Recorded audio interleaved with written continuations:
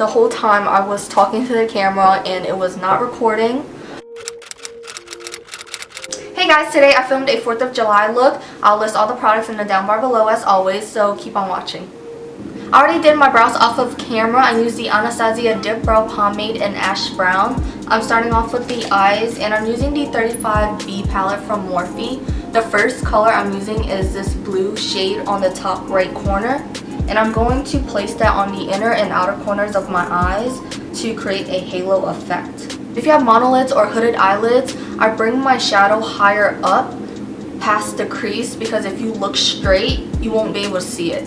So if you push it up even higher, I normally push up mine pretty high. And when you look forward, you can still see the halo eye that you created. It helps if you look straight into the mirror or into wherever you're doing your makeup. You'll be able to mark where you have to put the shadows to be able to see the middle and the colors peeking through. Since I have hooded lids and I wear long eyelashes, I tend to put my eyeshadow pretty high up so you can still see it even if you're wearing long lashes. I'm using the Morphe Y18 brush to blend out the edges and to soften them. I'm packing more color into the inner and outer corners, and I'm just going to go back and blend that out again with a clean brush. And I'm taking the darkest blue shade and I'm putting that in the inner and outer corners to intensify that blue color that we just placed.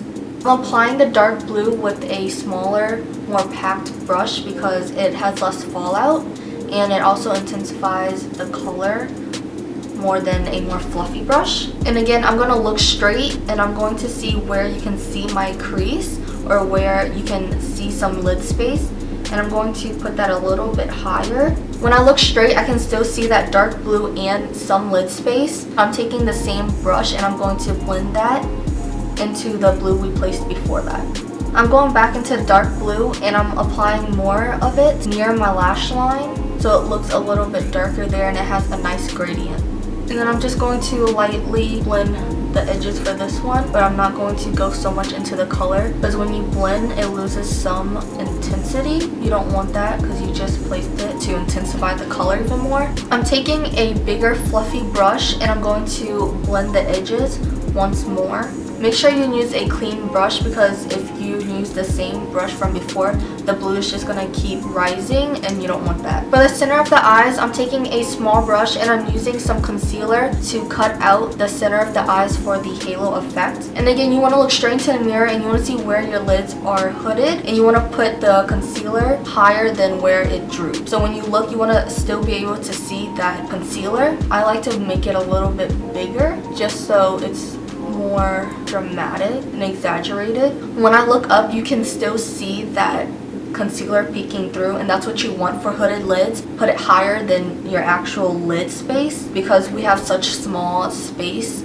to work with. I'm using the Too Faced glitter glue on a small brush and I'm going to put that right on top of where we put the concealer. Make sure you put the glitter glue where you put the concealer. If you put the glitter glue somewhere else, that's where the glitter is going to adhere and it might not be where you want it to be. That's why we added the concealer before, so you can tell. There, you just want to flatten everything so it won't be bulky.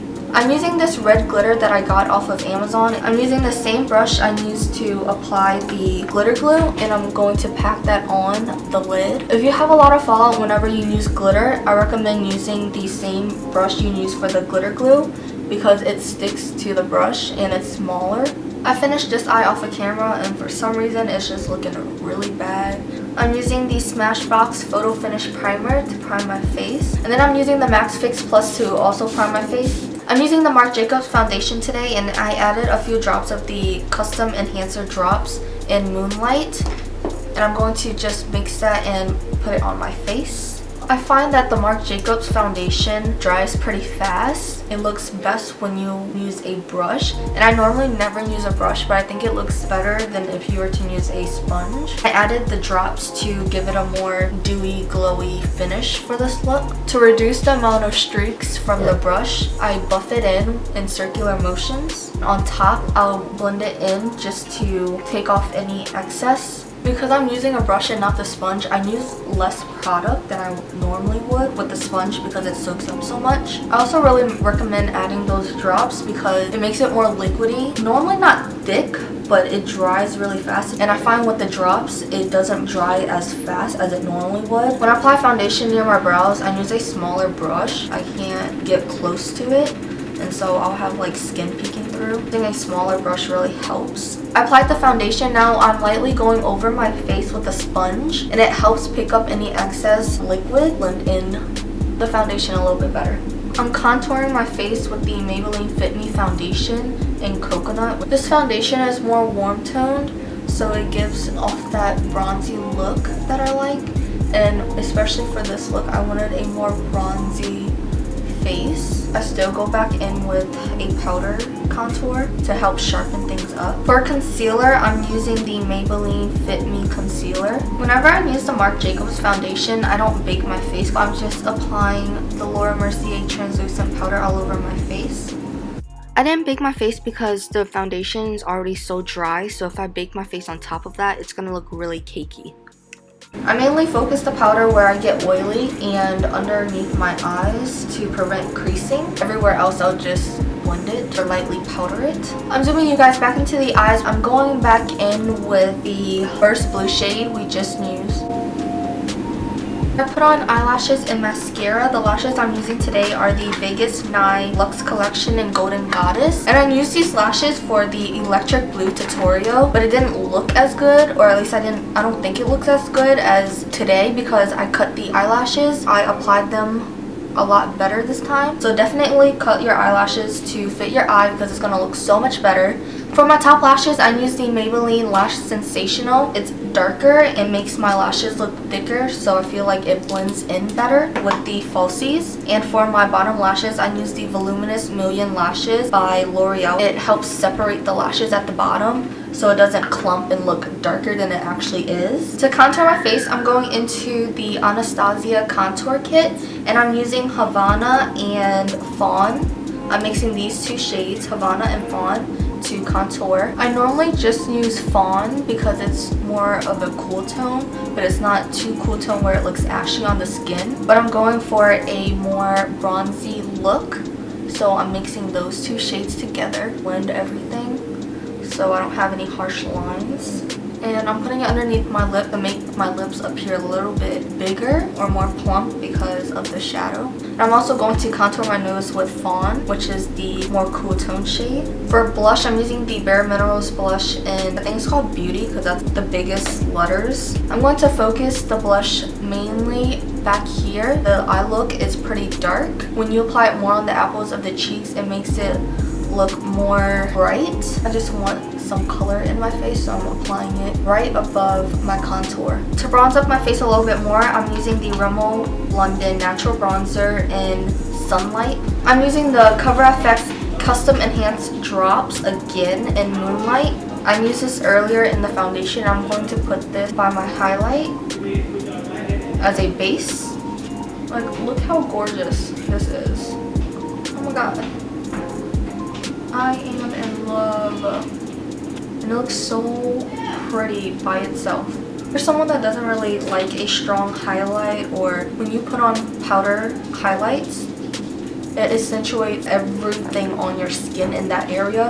But with liquid highlighters, I find that they don't do that. And it still gives a lot of highlight. Then I'm going to put it on my chin. I always highlight my chin. I just think it adds like a nice glow right there. Almost as pretty as a nose highlight. Crazy. On top of the liquid highlighter, I'm going to use Lit to top it off. And it's from the Tarte Pro Glow palette. It intensifies the highlighter so much more. It gives the effect as if you were to wet your brush, but I think it looks more natural this way and it blends a lot easier. I always highlight my forehead because I feel like it's too flat if I don't. But highlighting just brightens up the face and lifts everything, and I just think it looks so pretty. I'm using the same highlighter to highlight the inner corners of my eyes and my brow bone. Now I'm going to spray my face with Max Fix Plus again and highlight my face all over again. This part is optional because you put the drops underneath the highlighter. It gives that wet brush look, but I want it to be even more intense, so I'm going to re-highlight my face again using the same colors.